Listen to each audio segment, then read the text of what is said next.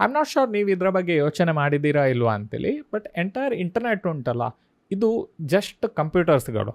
Okay, so explain ಮಾಡ್ತೇನೆ ಎಂತ ಅಂತೇಳಿ. ಈಗ ನೀವು ಈ ಪರ್ಟಿಕ್ಯುಲರ್ ವೀಡಿಯೋವನ್ನು ಇನ್ಸ್ಟಾಗ್ರಾಮಲ್ಲಿ ಅಥವಾ ಯೂಟ್ಯೂಬಲ್ಲಿ ನೋಡ್ತಿರ್ಬೋದು.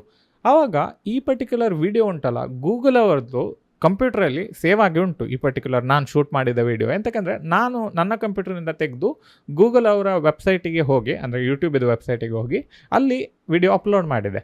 ಅಪ್ಲೋಡ್ ಅಂತೇಳಿದ್ರೆ ಅಂತ, ನೀವೀಗ ನಿಮ್ಮ ವಿಡಿಯೋವನ್ನು ನಿಮ್ಮ ಫ್ರೆಂಡ್ಸಿಗೆಲ್ಲ ಸೆಂಡ್ ಮಾಡ್ತೀರಲ್ಲ, ಅದೇ ರೀತಿ ನಾನು ನನ್ನ ವಿಡಿಯೋವನ್ನು ಇನ್ಸ್ಟಾಗ್ರಾಮಿಗೆ ನಾನು ಸೆಂಡ್ ಮಾಡಿದ್ದೇನೆ, ಯೂಟ್ಯೂಬಿಗೆ ನಾನು ಸೆಂಡ್ ಮಾಡಿದ್ದೇನೆ.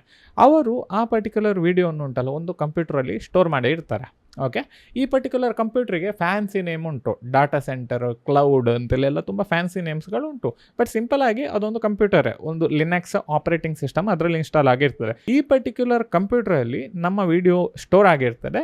ಮತ್ತು ನೀವು ನಿಮ್ಮ ಇನ್ಸ್ಟಾಗ್ರಾಮಿಗೆ ಲಾಗಿನ್ ಆಗಿ ನನ್ನ ಚಾನಲ್ಗೆ ಬಂದ ತಕ್ಷಣ ಆ ಪರ್ಟಿಕ್ಯುಲರ್ ಕಂಪ್ಯೂಟ್ರಿಂದ ನಿಮ್ಮ ಕಂಪ್ಯೂಟ್ರಿಗೆ, ಅಂದರೆ ನಿಮ್ಮ ಕಂಪ್ಯೂಟರ್ ಅಂದರೆ ನಿಮ್ಮ ಮೊಬೈಲಿಗೆ ವಿಡಿಯೋ ಬರ್ತದೆ ಫೈಲ್. ಆ ವಿಡಿಯೋನು ನೀವು ನಿಮ್ಮ ಮೊಬೈಲಲ್ಲಿ ನೀವು ನೋಡ್ತೀರಿ. ಅದೇ ರೀತಿ ನೀವೆಲ್ಲ ಕಮ್ಯುನಿಕೇಷನ್ ಮಾಡೋದು ಉಂಟಲ್ಲ ಇಂಟರ್ನೆಟಲ್ಲಿ, ಎಲ್ಲ ಸಹ ಕಂಪ್ಯೂಟರಿಂದಲೇ ಆಗೋದು.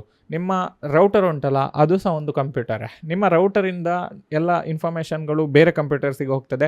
ಎಲ್ಲ ಬಂಚ್ ಆಫ್ ಕಂಪ್ಯೂಟರ್ಸಿಗೆಲ್ಲ ಹೋಗಿಕೊಂಡು ನೆಕ್ಸ್ಟ್ ಡೈರೆಕ್ಟಾಗಿ ಗೂಗಲ್ ಅವರ ಸರ್ವರ್ ಅಥವಾ ಬೇರೆ ಬೇರೆ ಕಂಪನೀಸ್ಗಳ ಸರ್ವರ್, ಅಥವಾ ಇವನ್ ನನ್ನ ವೆಬ್ಸೈಟಿಗೆ ಹೋಗೋದಾದ್ರೆ ನನ್ನ ವೆಬ್ಸೈಟಿದು ಸರ್ವರಿಗೆ ಹೋಗಿಕೊಂಡು ಅಲ್ಲಿ ಎಂಥ ಫೈಲ್ಸ್ಗಳು ಉಂಟು ಅದನ್ನು ರಿಟ್ರೀವ್ ಮಾಡಿಕೊಂಡು ನೀವು ನಿಮ್ಮ ಲ್ಯಾಪ್ಟಾಪಲ್ಲಿ, ಮೊಬೈಲಲ್ಲಿ ನೀವು ಅದನ್ನು ಯೂಸ್ ಮಾಡ್ಬೋದು, ನೋಡ್ಬೋದು ಇಫ್ ಅದು ವಿಡಿಯೋ ಫೈಲ್ ಆಗಿದ್ದರೆ.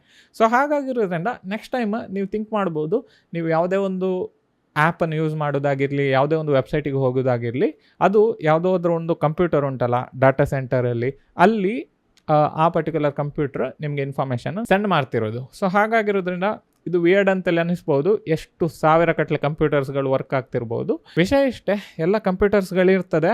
ಆ ಎಲ್ಲ ಕಂಪ್ಯೂಟರ್ಸ್ಗಳು ಕನೆಕ್ಟ್ ಆಗಿರ್ತದೆ ವೈರ್ಸಿಂದ, ಫೈಬರ್ ಆಪ್ಟಿಕ್ಸಿಂದ, ಸ್ಯಾಟಲೈಟಿಂದ, ಬೇರೆ ಬೇರೆ ವಿಷಯಗಳಿಂದ ಕನೆಕ್ಟ್ ಆಗಿರ್ತದೆ. ಸೊ ತುಂಬ ಎಕ್ಸೈಟಿಂಗ್ ಫ್ಯಾಕ್ಟ್ ಅಲ್ಲ ಇದು. ಇಂಥ ಇನ್ನೂ ಸಹ ಎಕ್ಸೈಟಿಂಗ್ ಫ್ಯಾಕ್ಟ್ಸ್ಗಳು ಕನ್ನಡದಲ್ಲಿ ನಿಮಗೆ ನೋಡಬೇಕಿದ್ರೆ ನನ್ನ ಇನ್ಸ್ಟಾಗ್ರಾಮನ್ನು ಫಾಲೋ ಮಾಡಿ.